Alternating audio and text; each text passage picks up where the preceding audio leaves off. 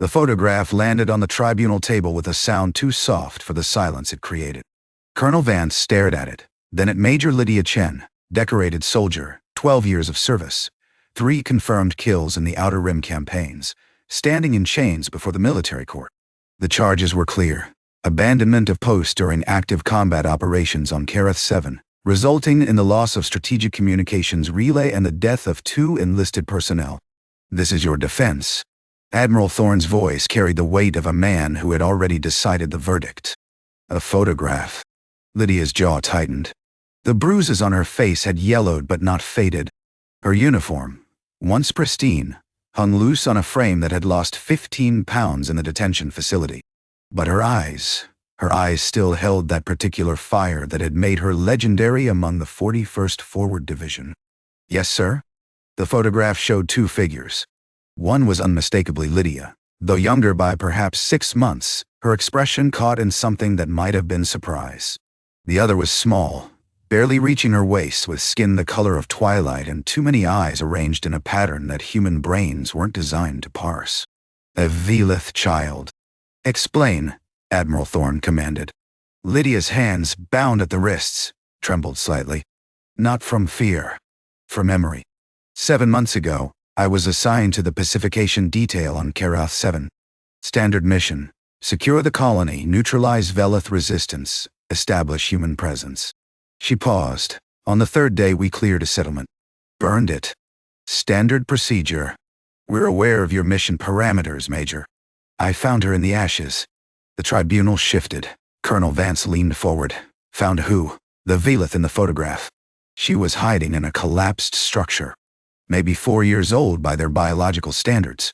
Her entire family had been... Lydia stopped, collected herself. She should have died. The rest of her kind did. But she looked at me. And I? You what, Major Chen? I hesitated. The word hung in the air like an accusation. In the coalition military, hesitation was weakness. Hesitation got soldiers killed. Hesitation was the first step toward desertion. And then... Admiral Thorne's voice had grown colder. I took her with me. The murmur that rippled through the court was immediate. Colonel Vance's stylus clattered to the floor. Even the court recorder paused, fingers frozen above her console. You harbored an enemy combatant, Admiral Thorne said slowly. For 7 months, on a military installation. She wasn't a combatant. She was a child. The Veleth don't have children, Major. They have larvae. Future soldiers. Every intelligence brief confirms. The intelligence briefs are wrong. Silence. Lydia Chen, who had never interrupted a superior officer in 12 years of service, who had followed every order with mechanical precision, who had earned her reputation by being the soldier who never questioned, stood before the highest military tribunal in the sector and told them they were wrong. Admiral Thorne's face reddened. You will explain yourself, Major, or you will be found guilty of treason, in addition to desertion. Her name is Keth, Lydia said quietly. She learned to speak standard in 3 weeks. She's terrified of loud noises because she watched her mother burn. She sleeps with a piece of thermal blanket that she thinks I don't know she stole from medical supplies. She calls me... Her voice broke.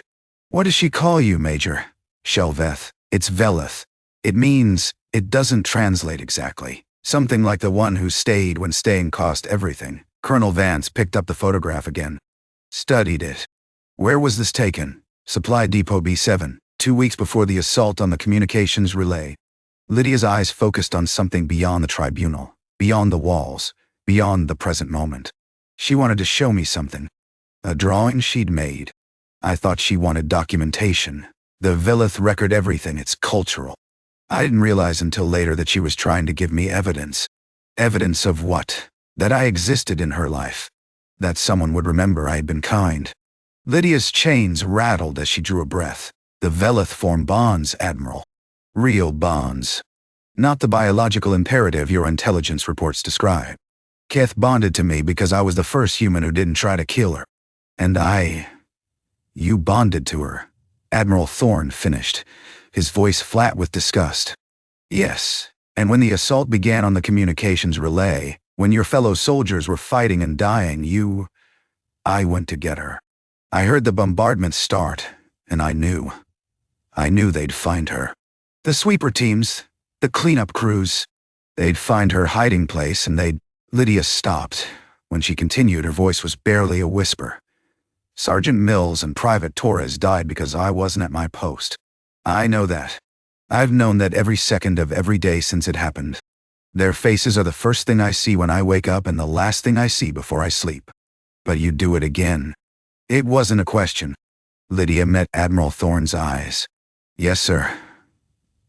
I would. The tribunal fell silent. The photograph remained on the table, two figures frozen in a moment that had somehow led to this.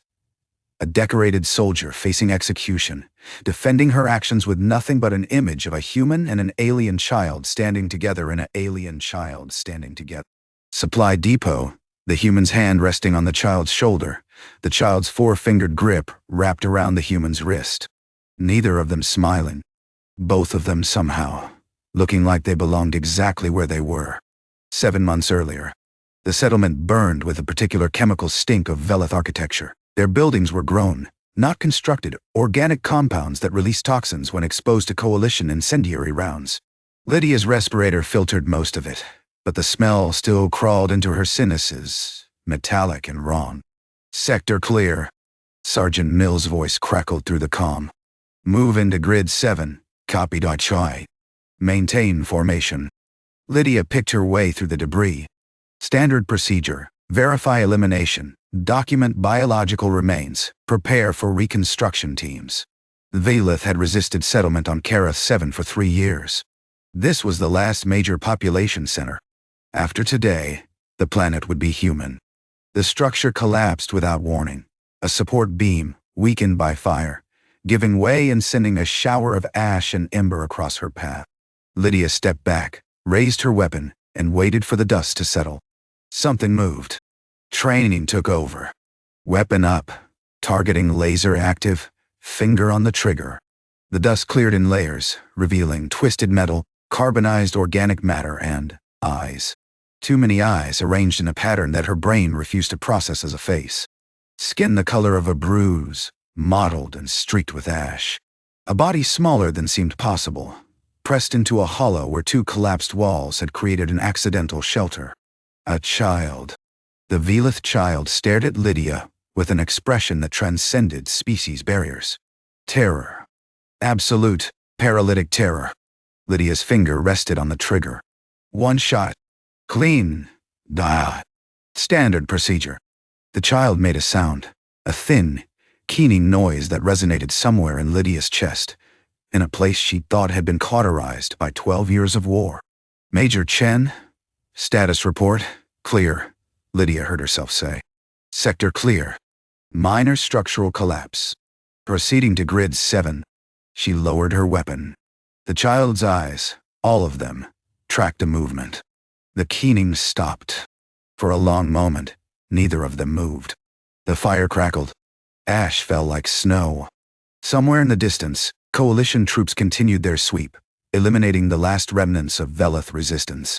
Lydia reached into her tactical vest and pulled out an emergency thermal blanket. Standard issue. Every soldier carried one. She'd never used hers in 12 years of service. She held it out. The child didn't move. It's warm, Lydia said, feeling ridiculous. The Veleth didn't speak standard. They communicated through a complex system of chromatic shifts and subsonic vibrations. Everything she knew about them came from intelligence briefs and combat encounters. You're cold. This will help. She set the blanket down, stepped back 3 paces, and waited. The child watched her. Then, moving with the slow deliberation of prey testing the nature of a predator, it crept forward and touched the blanket. Nothing happened. The child grabbed the blanket, pulled it close, and retreated to its hollow. Lydia should have left. Should have reported the survivor. Should have let the sweeper teams handle it. Instead, she said, I'll come back. Tonight. When it's quiet. The child couldn't understand her. She knew that. But something in its posture shifted, the tension in its narrow shoulders easing by a fraction. She came back that night, and the next night, and the night after that. She brought food synthesized for human consumption that the child ate anyway. She brought water in her own canteen. She brought another thermal blanket, and another, until the child had built a nest of them in the ruins of its home. On the fourth night, the child made a sound that wasn't keening. "Keth," it said, touching its own chest with 4 fingers. Lydia stared. That's your name, Keth?" The child, Kethet, pointed at Lydia, a gesture that carried unmistakable meaning. "Lydia, my name is Lydia. Lydia." Keth's mouth struggled with the syllables, but the determination in her voice was unmistakable. Close enough. Keth's skin shifted color, a ripple of something that might have been amusement. Then she said, carefully, "You stay." It wasn't a question. It was an observation. A statement of fact. A judgment. "Yeah," Lydia said, sitting down in the ash across from the child she should have killed. "I stay." 3 weeks later, Keth spoke standard better than some human children. The Veleth mind was built for language acquisition, another fact the intelligence briefs had neglected to mention, focused as they were on combat capabilities and threat assessments. "Why do you cover your face?" Keth asked one evening, watching Lydia remove her respirator inside the small shelter they'd established in an abandoned storage unit. "The air here isn't good for humans. Air is same. Our bodies are different. What you breathe easily, we can't." Keth considered this. Her eyes. Lydia had learned to read them now, to distinguish curiosity from concern from that particular shade that meant she was processing new information, shifted through several colors before settling on pale blue. "Different is why you kill us." The question hit Lydia like a physical blow. She set down her respirator, carefully, and met Keth's gaze. "Some people think that. What do you think?" 12 years of service. 3 confirmed kills. A career built on following orders without question. A reputation as the soldier who never hesitated. "I think," Lydia said slowly, "that different is just different. Not wrong. Not dangerous. Just different. But you kill us. I followed orders. I did it what I was told." The words tasted like ash. I didn't think about it. I didn't let myself think about it. And now I think about it all the time. Keth moved closer, something she'd only recently started doing, her initial terror slowly giving way to a cautious trust. She reached out and touched Lydia's hand, 4 fingers wrapping around her wrist. "You stay," she said again. "When staying costs," Lydia corrected automatically. When staying costs," Keth repeated. Then, softly, "Shelveth? What does that mean?" Keth's skin rippled through colors that Lydia didn't have names for. "Cannot say in human words. Shelveth is, and the one who stays when staying costs. The one who chooses when choosing hurts. That's not a compliment where I come from. That's called being a deserter." "What is deserter?" "Someone who abandons their duty. Who runs away when they're needed." Keth's grip on her wrist tightened. "You did not run away. You ran toward me. That is different. The people I work for won't see it that way. They are wrong." Lydia laughed, a harsh, broken sound that surprised them both. "Yeah, they might be. Will you leave?" The question cut deeper than any combat wound Lydia had ever received. She looked at this child, this alien child with too many eyes and skin, that spoke emotions her human brain was only beginning to decode, and realized that somewhere in the past 3 weeks, something fundamental had shifted. "No," she said. "I won't leave." Keth's skin settled into a color Lydia had never seen before, a warm, deep amber that seemed to glow from within. "Good," she said, "because I have made you a drawing, and it is not finished yet." The assault came without warning. Lydia was at the communications relay, running her standard shift, when the first explosion lit the eastern sky. The Veleth resistance, the resistance that coalition intelligence had declared broken, eliminated, no longer a threat, had regrouped, had planned, had struck at the heart of human operations on Kareth 7, with a fury that defied everything the military brass had believed about them.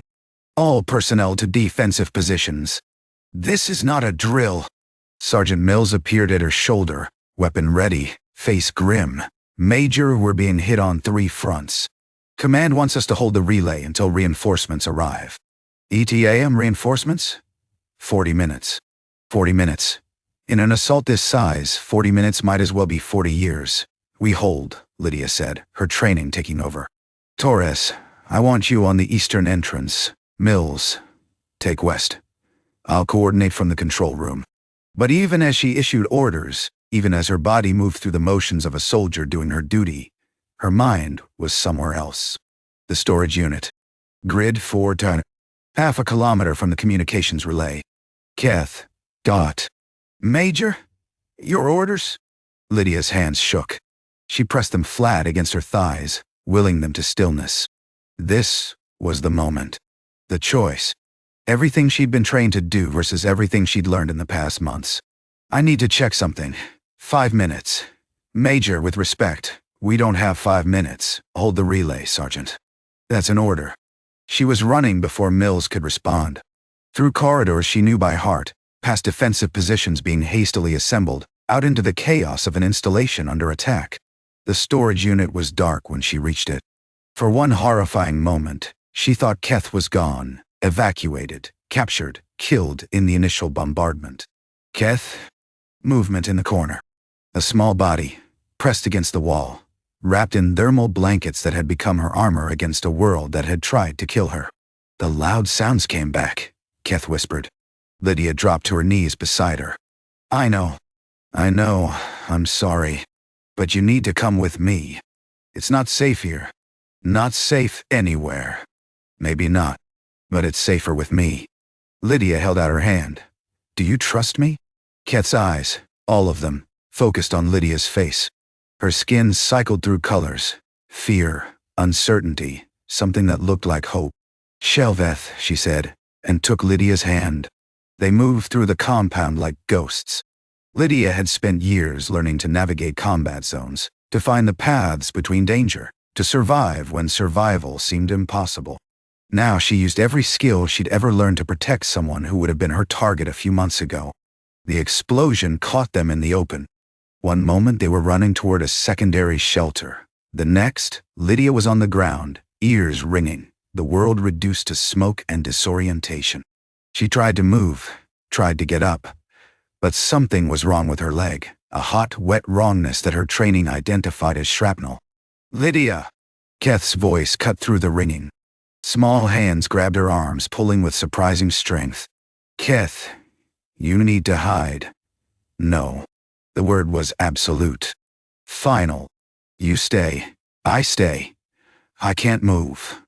Then I will move for you. It should have been impossible. Keth was a child. Small even for Veleth standards.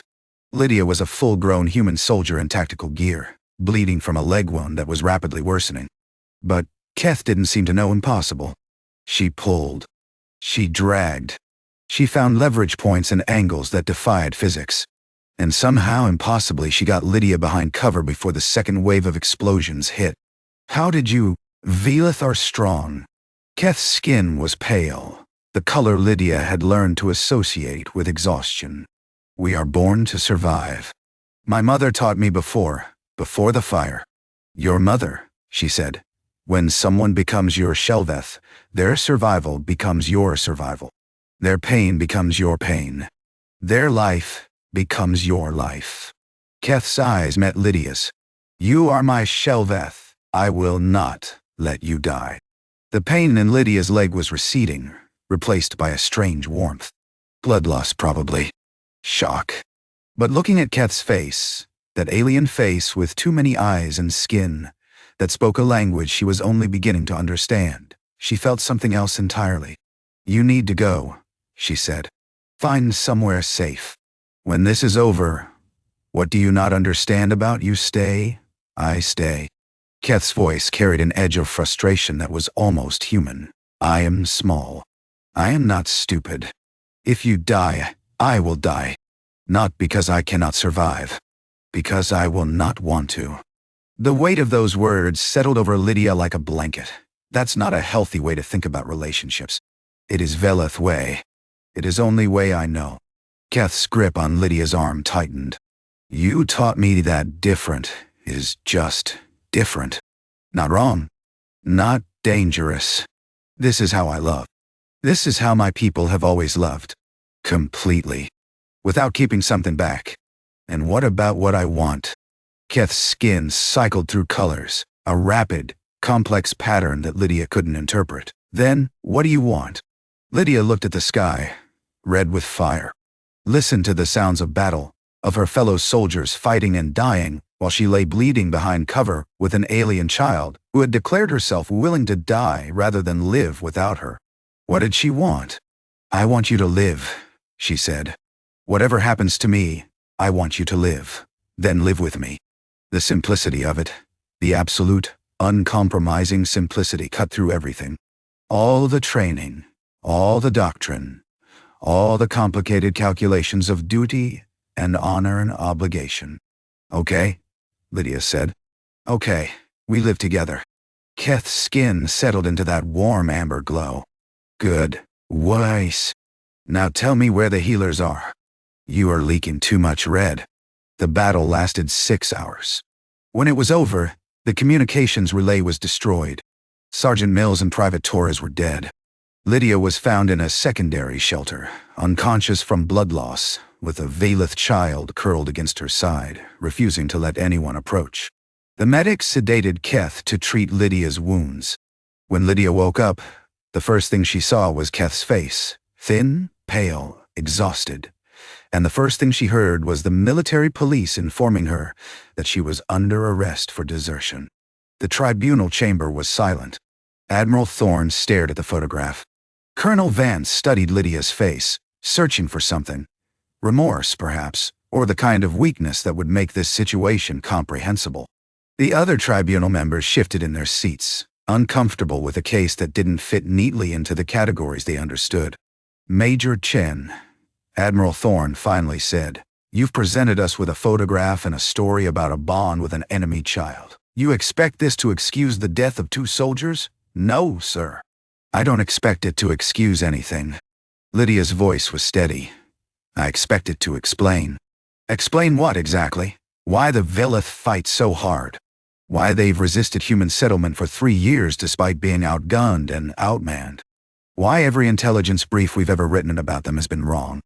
Lydia nodded toward the photograph. "That picture isn't just evidence of my crime, Admiral. It's evidence of their humanity. The Veleth aren't human. No tone. But they love like we do. They protect their children like we do. They form bonds that transcend survival, that make them willing to die for each other." Lydia paused. "We've been fighting them for 3 years because we assumed they were animals, threats to be neutralized. But they're not. They're people. They attacked our colony, killed our settlers, after we took their planet. After we burned their settlements and killed their children." Lydia's voice hardened. "I'm not saying they're innocent. I'm saying we aren't either. This is treason. This is truth." The door to the tribunal chamber opened. A guard entered, looking uncomfortable, followed by someone small, with twilight skin and too many eyes. Keth.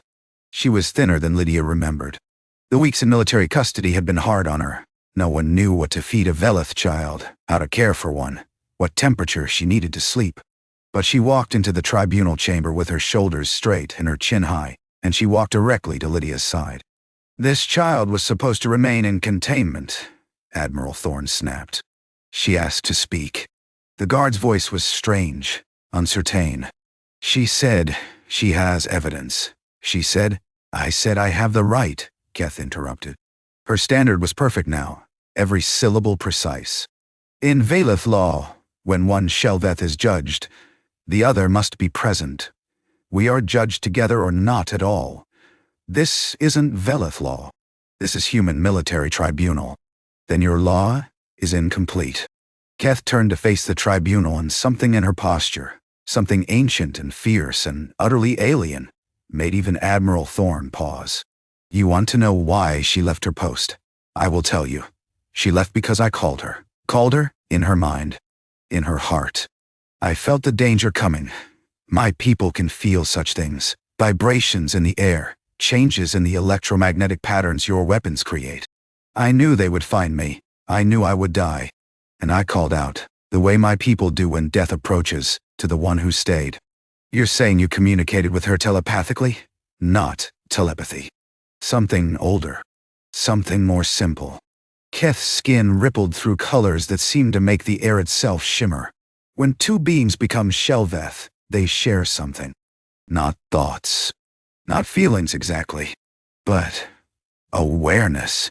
A sense of the other's existence, like knowing which way is north or how deep the water goes. She felt that I was afraid. She felt that I needed her. And she came. That doesn't excuse. I am not finished. Keth's voice cut through Admiral Thorne's objection like a blade. You say she deserted. You say she abandoned her duty. But I ask you, what is duty? Is it following orders? Is it protecting your own people? Or is it something bigger? The tribunal waited. My people have been fighting yours for 3 years. We have lost everything. Our homes, our families, our future. And in all that time, not one human has shown us kindness. Not one has looked at us and seen people instead of enemies. Keth's eyes, all of them, focused on Lydia. Except her. One soldier's kindness doesn't change military reality. It changed my reality. Keth turned back to the tribunal. I'm the last of my family. The last of my settlement. When your soldiers burned my home, I was prepared to die. I waited for the killing shot. Instead, a human offered me a blanket. She reached into the folds of her clothing, a garment Lydia didn't recognize, probably something the military had provided, and pulled out a piece of thermal blanket, frayed and stained and obviously treasured. This is not a blanket anymore. It's a record. A testament. In Veleth culture, we do not have photographs. We have objects. Things that carry memory. This blanket carries the memory of the first moment I believed survival might be worth fighting for. She held it out to the tribunal. You want evidence? Here's evidence. A human chose to be kind when kindness cost everything. She did not have to save me. She did not have to feed me, teach me, protect me. She did not have to run toward danger when running away would have been safer. But she did. Because that is what humans are capable of when they choose to be more than soldiers. Admiral Thorne looked at the blanket, at the photograph still lying on the table, at Lydia Chen, standing in chains with tears streaming silently down her face. And the photograph? He asked quietly. Why is that your only defense? Because it's the only proof that she was my Veleth before the assault. The only evidence that what she did wasn't desertion, it was duty. A different kind of duty. A higher kind. Keth's voice softened. In that photograph you see a human with her hand on a Veleth child's shoulder. You see a child holding onto a human's wrist. You see two people who found each other in the ashes of a war they didn't start, and chose to be family anyway. Family, Admiral Thorne repeated, his voice strange. Yes, family is not only blood. Family is not only species. Family is the one who stays when staying costs. That is what she is to me. That is what I am to her. Keth looked at Lydia. Whatever you decide, that truth does not change. She is my Veleth. I am hers. You can execute her, and I will still belong to her. You can send me back to my people, and she will still belong to me. That is the nature of the bond. Silence. Admiral Thorne turned to the other tribunal members. They exchanged glances, the kind of silent communication that happened between people who had worked together for years. Something passed between them. A decision. This tribunal requires time to deliberate, Admiral Thorne said finally. The accused will be returned to detention. The Veleth child will remain with her Veleth, Keth interrupted. That is not negotiable. You don't get to dictate terms, then there will be no peace. The words fell like stones into water. What did you say? Keth straightened to her full, admittedly small, height. I am the last of the Meridian settlement. My people believe I am dead. But I am not dead. I am here. And I know things. Communication codes, supply routes, settlement locations. Information that could end this war in weeks. Are you threatening us? I am offering you a choice. The same choice she offered me. Keth's skin cycled through colors that seemed to encompass entire emotional spectrums. You can continue to see the Veleth as enemies. You can execute Veleth for the crime of being kind to a child. You can return me to custody and try to extract information from me. And the war will continue. More humans will die. More Veleth will die. The cycle will go on. She paused. Or you can see the photograph for what it is. Proof that peace is possible. Proof that humans and Veleth can coexist. Proof that a bond between our species is not weakness, but strength. You can let her live. Let us stay together. Let me speak to my people, not as a prisoner, but as a bridge. Keth's voice dropped. The choice is yours. But know this, whatever you decide, whatever happens next, she was worth defending. She was worth everything I gave up, everything I risked, everything I became. And I would do it again. Admiral Thorne stared at the child who had just negotiated with the highest military tribunal in the sector, like a diplomat with a century of experience. Then he looked at Lydia Chen, decorated soldier, accused deserter, woman who had abandoned her post to save an alien child she'd found in the ashes of a settlement her own people had burned. Then he looked at the photograph. Two figures. One human, one Veleth. Neither smiling. Both belonging. This tribunal, he said slowly, will reconvene in 48 hours. Until then, the accused will be released to house arrest. The Veleth child will remain in her custody. He stood, gathering the photograph carefully in his hands.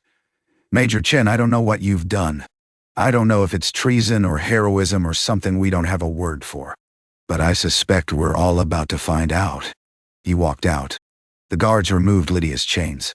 Keth immediately pressed against her side, four-fingered hand wrapping around her wrist in that gesture that had become as natural as breathing. You shouldn't have done that, Lydia said quietly. Threatened them. I did not threaten. I offered a choice. There's a difference. A subtle one. Veleth are subtle people. Keth's skin shifted to that warm amber glow. Also, I would not actually have helped them. I was bluffing. You don't know any communication codes? I know some. But I would have given wrong ones. A ripple of color that Lydia had learned to interpret as amusement. I am small. I am not stupid. Despite everything, the tribunal, the charges, the uncertain future stretching out before them, Lydia laughed.